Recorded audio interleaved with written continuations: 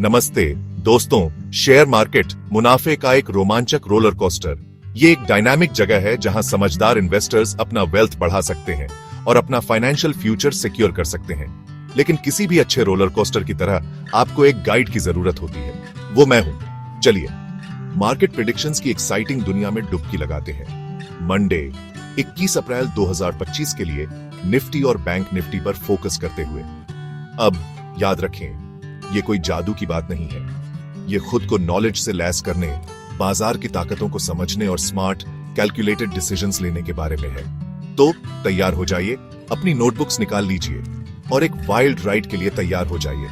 हम पिछले हफ्ते के क्लोजिंग नंबर्स, उन क्रूशियल सपोर्ट और रेजिस्टेंस लेवल्स और बिल्कुल उन स्टार स्टॉक्स को देखेंगे। कुछ ऊंची उड़ान भर रहे हैं तो कुछ शायद थोड़ा नीचे जा रहे हैं। और हाँ, हम ग्लोबल मार्केट को नहीं भूल सकते। हमारी सीमाओं के बाहर क्या हो रहा है डेफिनेटली हमारे प्लेग्राउंड को इंपैक्ट करता है। पैसा कमाने के लिए तैयार हैं? चलिए शुरू करते हैं। सबसे पहले निफ्टी 50 के बारे में बात करते हैं। ये इंडेक्स दोस्तों इंडियन स्टॉक मार्केट शिप के कैप्टन की तरह है। ये इंडिया की 50 largest most actively traded companies की परफॉर्मेंस रिप्रेजेंट करता है। इसे मार्केट के हार्टबीट की तरह समझो, जो हमें देश के ओवरऑल इकोनॉमिक हेल्थ का पल्स देता है। फ्राइडे 18 अप्रैल को निफ्टी 50 2,665 पर क्लोज हुआ। बिल्कुल सही 445 पॉइंट्स का gain. Bulls clearly in charge थे, लेकिन याद रखें, जो ऊपर जाता है वो नीचे भी आ सकता है। मंडे के लिए हमारा सपोर्ट लेवल 32,000 पर है, जबकि रेजिस्टेंस वो सीलिंग जिसे हम ब्रेक करना चाहते हैं 32,800 से 24,000 के रेंज में है। उन नंबर्स पर नजर रखें दोस्तों। अब पुट कॉल रेशियो पीसीआर के बारे में बात करते हैं। ये 0.28 से 0.84 पर है। ये एक न्यूट्रल टू कॉशियस साइन है। हमें इंडिया विक्स, जो मार्केट वॉलेटिलिटी का मेजर है, उसे भी देखना होगा। ये 1588 पर क्लोज हुआ। ज्यादा काल नहीं है ना? ये हमें बताता है कि कुछ पोटेंशियल इंट्राडे स्विंग्स एक्सपेक्ट कर सकते हैं। तो टेक अवे क्या है? निफ्टी 50 स्ट्रेंथ दिखा रहा है, लेकिन हमें रास्ते में कुछ बम्प्स के लिए तैयार रहना होगा। इन्फॉर्म्ड रहें, एजाइल रहें और याद रखें, कोई भी नीचे बेल नहीं बजाता। अब बैंक निफ्टी में डुबकी लगाते हैं, वो इंडेक्स जो बैंकिंग सेक्टर की परफॉर्मेंस को ट्रैक करता है। बैंक्स किसी भी इकोनॉमी की बैकबोन होते हैं और इंडिया में वो फुल पावर पर चल रहे हैं। बैंक निफ्टी मार्केट के इंजन रूम की तरह है, जो हमें आगे बढ़ाता है। फ्राइडे को बैंक निफ्टी 500-300 पर स्ट्रॉन्ग क्लोज हुआ। ये बुलिश मोमेंटम है दोस्तों, और ट्रेंड डेफिनेटली अपवर्ड्स। हम 5-3,000 के रेजिस्टेंस लेवल पर नजर गड़ाए हुए हैं, फर्दर गेन्स के लिए ब्रेक करने के लिए एक की लेवल। लेकिन याद रखें, हर रैली को सांस लेने की जरूरत होती है, इसीलिए हमारा सपोर्ट लेवल 500-300 पर है। अब बैंक निफ्टी थोड़ा वाइल्ड कार्ड हो सकता है। ये अपनी वॉलेटिलिटी, अपने sharp up and down movements के लिए जाना जाता है। लेकिन हाँ, यही अपॉर्चुनिटी है ना? बस अपने रिस्क को मैनेज करना याद रखें दोस्तों। किसी एक ट्रेड पर ऑल इन न जाएं, कुछ पैसे बचाकर रखें और जब आप अपने गेन से खुश हों तो प्रॉफिट्स लेना याद रखें। बैंक निफ्टी हॉट है, लेकिन ये एक हॉट पोटैटो है। अपनी नजरें खुली रखें, अपनी ट्रेडिंग फिंगर्स निम्बल रखें और याद रखें, bulls make money, bears make money, but pigs get slaughtered. ठीक है दोस्तों, अब उन स्टार्स के बारे में बात करते हैं जो स्टॉक्स बिग गेन्स के लिए तैयार हैं। ये वो कंपनीज हैं जिनके strong fundamentals, positive news flow and ढेर सारा मोमेंटम है।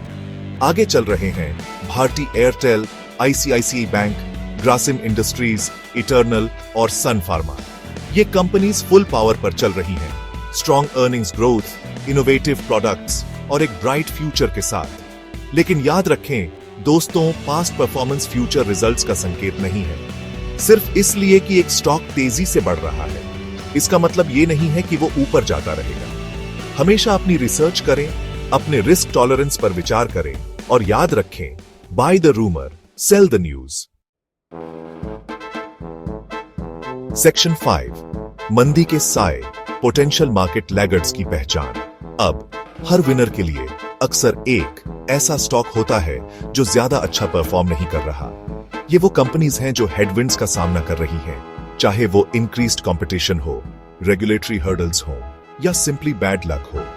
इस हफ्ते हम विप्रो, हीरो मोटोकॉर्प, लार्सन एंड टर्बो, टेक महिंद्रा और HCL टेक्नोलॉजीज पर नजर रख रहे हैं। ये कंपनीज हाल ही में कुछ चैलेंजेस का सामना कर रही हैं और उनके स्टॉक प्राइसेस ने रिफ्लेक्ट किया है। लेकिन हाँ, बेयर मार्केट में भी अपॉर्चुनिटीज होती है। बस याद रखें, जब दूसरे ग्रीडी हो तो फियरफुल रहे और जब दूसरे फियरफुल हो तो ग्रीडी रहे। Section 6, global market symphony, international trends के साथ तालमेल बिठाना। अब ग्लोबल मार्केट के बारे में बात करते हैं, क्योंकि दुनिया के बाकी हिस्सों में जो होता है वो डेफिनेटली मार्केट के हमारे छोटे से हिस्से को इंपैक्ट करता है। इसे फाइनेंशियल डोमिनोज के एक जायंट गेम की तरह समझें। ग्लोबल इकोनॉमिक आउटलुक, ये थोड़ा मिक्स्ड बैग है। फिच रेटिंग्स ने अभी 2025 के लिए अपने ग्लोबल ग्रोथ फोरकास्ट को 2% से नीचे कर दिया है। ये सुनने में ज्यादा अच्छा नहीं लग रहा। और फिर फेड चेयर पावेल हैं, जो अभी भी पॉलिसी इंपैक्ट्स की वजह से हाई अनसर्टेनिटी के बारे में बात कर रहे हैं। लेकिन हाँ, सब कुछ नेगेटिव नहीं है। गोल्ड अभी भी चमक रहा है, $300 प्रति आउंस से ऊपर ट्रेड कर रहा है। और क्रूड ऑयल ये बढ़ रहा है दोस्तों। इसका मतलब है कि एनर्जी स्टॉक्स को बूस्ट मिल सकता है। तो टेकअवे क्या है? उन ग्लोबल हेडलाइंस पर नजर रखें दोस्तों। वो मार्केट्स को किसी भी डोमेस्टिक न्यूज जितना मूव कर सकते हैं। याद रखें, इस ग्लोबलाइज्ड वर्ल्ड में हम सब कनेक्टेड हैं। सेक्शन 7, समझदार इन्वेस्टर की प्लेबुक सक्सेस के लिए स्ट्रैटेजीज। ठीक है दोस्तों, स्ट्रैटेजी के बारे में बात करते हैं। हम इस मार्केट को कैसे नेविगेट करें और आगे बढ़ें। ये सब प्रिपेयर्ड रहने, डिसिप्लिन्ड रहने और थोड़ा बोल्ड होने के बारे में है। सबसे पहले अपने पोर्टफोलियो को डाइवर्सिफाई करें। सारे अंडे एक ही टोकरी में न रखें। अपने बेट्स को डिफरेंट सेक्टर्स, एसेट क्लासेस और जियोग्राफीज में फैलाएं। दूसरा, एक प्लान बनाएं और उस पर टिके रहें। अपने ट्रेडिंग डिसीजंस को इमोशन से डिक्टेट न होने दें। अपने एंट्री एंड एग्जिट पॉइंट्स पहले से सेट करें और जब आप अपने गेन से खुश हों तो प्रॉफिट्स लेने से न डरें।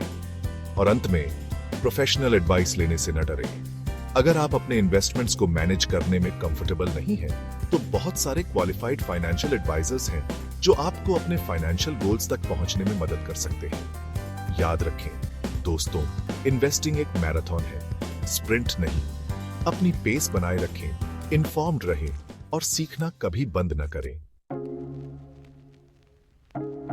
सेक्शन 8, अपना रास्ता चार्ट करना, टेक्निकल एनालिसिस पर एक नजर। अब चार्ट्स की बात करते हैं। टेक्निकल एनालिसिस मार्केट की टी लीव्स पढ़ने जैसा है। पैटर्न्स और ट्रेंड्स की तलाश करना जो हमें एज दे सके। एक की इंडिकेटर जिस पर हम नजर रख रहे हैं वो है मूविंग एवरेज। ये एक ट्रेंड लाइन की तरह है जो नॉइज को स्मूथ करता है और हमें मार्केट की ओवरऑल डायरेक्शन दिखाता है। अभी 50 day moving average 200 day moving average से ऊपर है। ये एक बुलिश सिग्नल है दोस्तों। हम रिलेटिव स्ट्रेंथ इंडेक्स या RSI पर भी नजर रख रहे हैं, जो प्राइस मूवमेंट्स की स्ट्रेंथ को मेजर करता है। 70 से ऊपर का RSI एक ओवरबॉट मार्केट इंडिकेट करता है, जबकि 30 से नीचे का RSI एक ओवरसोल्ड मार्केट सजेस्ट करता है। अभी RSI न्यूट्रल टेरिटरी में है। यह सजेस्ट करता है कि मार्केट फेयरली वैल्यूड है। याद रखें, टेक्निकल एनालिसिस पजल का सिर्फ एक पीस है। इसे फंडामेंटल एनालिसिस, न्यूज फ्लो और अपने गट इंस्टिंक्ट के साथ यूज करें। Section 9, the final bell market के रिदम को अपनाना। तो लीजिए दोस्तों, आज हमने बहुत कुछ कवर किया है।